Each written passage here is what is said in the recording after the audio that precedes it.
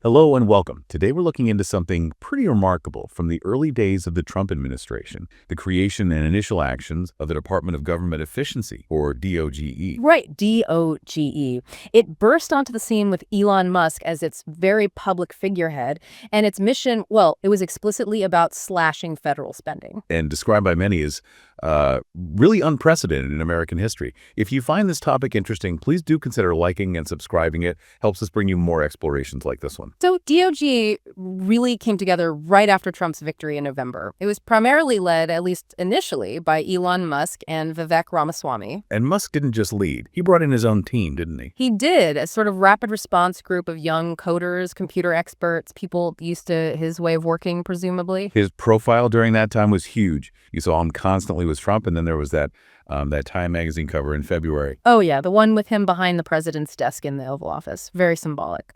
And you also had his people, described as lieutenants, embedded across different federal agencies. But then didn't he announce he was stepping back a bit? He did, yeah. On a Tesla earnings call, interestingly enough, said he'd reduce his involvement starting the next month, though still planning to be there maybe 1 or 2 days a week. Okay, so what was DOGE actually doing in those first 100 days? The mandate was to cut spending, but how? Well, the methods were pretty direct. We're talking about canceling federal contracts, ending leases, and even dismantling entire agencies or parts of them. I mean, they got access to government systems. Yeah. That sounds significant. It was.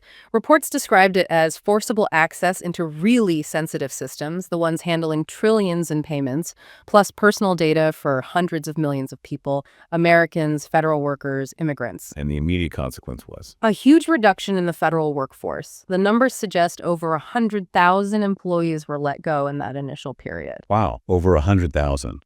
Were these across the board or specific types of roles? It seems many were scientists and experts, people in public health, foreign aid, diplomacy, disaster management, fields requiring deep specialized knowledge. Can we talk about some specific agencies? I know USAID, the Agency for International Development, was mentioned frequently. Definitely. USAID was hit hard. DOGE teams reportedly forced access to their systems, tried to shut down payments. Marco Rubio, the Secretary of State, was made acting administrator. And under him? He canceled something like 83% of the agency's contracts. Employees worldwide were put on leave, told to return to the U.S. Even programs doing life-saving work under State Department waivers got cut. And wasn't there a particularly blunt quote from Musk about USAID? He commented, apparently, that he'd spent the weekend feeding USAID into the wood chipper. Gives you a sense of the approach. Oof. Okay, what about the Consumer Financial Protection Bureau, the CFPB? Similar story, really. DOGE team gained access. They deleted the agency's Twitter account, which was interesting. And then Trump's budget chief, Russell Vought, ordered them to halt almost all their work. And workforce cuts there, too. Big ones planned. A proposal to cut 90% of the staff, so around 1,500 out of 1,700 people. Now, those specific layoffs are apparently being fought in court, but the intent was clear. The Social Security Administration also saw changes. Massive restructuring, yeah, led by DOGE and the White House. The acting commissioner at the time, Leland Dudek, admitted they were pushing through changes in weeks that would normally take like 2 years. It sounds incredibly fast for such a large agency. Yeah. Any fallout? Yes, actually. They had to roll back one major policy change aimed at fraud because it just caused chaos for people receiving benefits. It was too much, too fast. And the IRS, the Internal Revenue Service. There, DOGE staff were reportedly pushing a plan to give immigration agencies access to sensitive taxpayer data. The goal, it seems, was to speed up deportations. That sounds legally questionable. Yeah. Was there pushback? There was. Career officials apparently argued it would be illegal, but they were rebuffed. It led to 2 acting IRS commissioners leaving, along with other top officials, a real point of contention. So alongside these agency-specific actions, what about the broader federal workforce?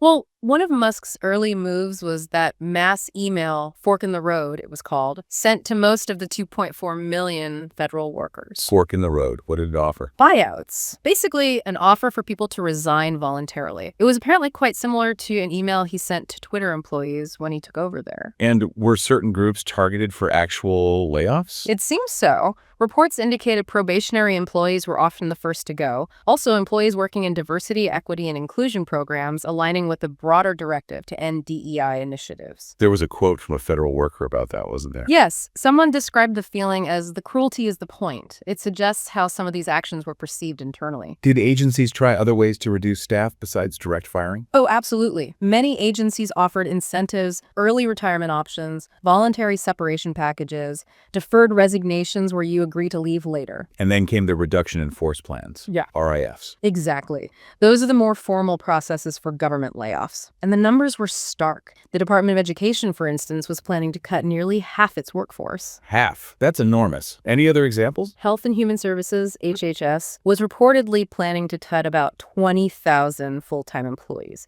These were huge proposed reductions across major departments. Sounds like it must have created a really difficult atmosphere. Reports definitely suggested a culture of fear. There was another mass email that apparently went out asking every single federal worker, "What did you do last week?" Seriously, what was the implication? Musk apparently suggested on X, formerly Twitter, that not responding would be taken as a resignation. Whether that was enforced or not, you can imagine the chilling effect. And those deferred resignation offers, did people take them? Some departments apparently reopened those offers later, but with warnings that people's positions might not be secure if they stayed. So, increasing the pressure to leave. Unsurprisingly, all of this generated a lot of controversy. A huge amount. Allegations flew about DOGE disregarding established norms, even federal laws.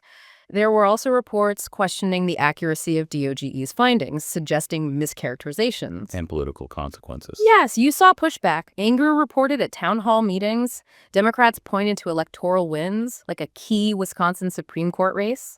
Musk-affiliated groups reportedly spent over $20 million there, but the liberal candidate won anyway, suggesting the approach might have backfired politically in some areas. Plus concerns about what all this was doing to actual government services, right? Absolutely. If you're firing experts and dismantling agencies, people naturally worry about undercutting essential services people rely on. Let's talk about the money. The whole point was savings, but were the claimed savings credible? That became a major point of debate. Initially, there was talk of a frankly staggering $2 trillion goal for cuts. That seemed to get walked back. By April, DOGE was claiming about $160 billion in savings from various actions. $160 billion is still a lot, but was it real? Experts were skeptical. Nat Malkus from the American Enterprise Institute, for example, argued they were overvaluing contracts and therefore overstating the savings from canceling them. And does canceling a contract automatically mean saving money? Not necessarily. Rachel Snyderman from the Bipartisan Policy Center pointed that out. You might avoid future spending, but it doesn't always translate directly to immediate realized savings, especially if there are cancellation penalties or other costs. Plus, there was the context of potential tax cuts happening at the same time, right? Exactly. There was discussion that even if DOGE achieved some savings, new tax cut legislation could potentially add much more to the national debt, sort of negating the fiscal impact. And did budget experts generally buy Musk's premise of massive, easily cut waste? Many were doubtful. The idea that there are just vast sums of money being wasted through easily identifiable fraud and abuse in federal programs is something budget experts often push back against. They argue it's usually more complex than that. And the legality of it all, were there legal challenges? Oh, yes. More than 100 lawsuits were reportedly filed challenging various DOGE-related actions, things like the way agencies were being dismantled or the access gained to sensitive data. The legal battles were just beginning. So wrapping this up, the first 100 days of DOGE under Musk really represent a period of, well, intense disruption for the federal government. Absolutely. Rapid, large-scale workforce reductions, agency restructuring efforts happening at breakneck speed, and just numerous controversies surrounding the methods and the goals. It seems clear that even with Musk later reducing his day-to-day role, the changes initiated in that period left a pretty significant mark. Definitely. The consequences, both intended and unintended, were already being felt, and the debates sparked by DOGE's actions were far from over. It really makes you think about the long-term implications for how the government functions, and perhaps raises questions about the role of figures from outside government in reshaping federal institutions so drastically. A lot to consider there. Indeed. The full effects are likely still unfolding. Thank you for joining us for this look back at the Department of Government Efficiency. If you found this valuable, please do like this recording and subscribe for more content. We appreciate your support.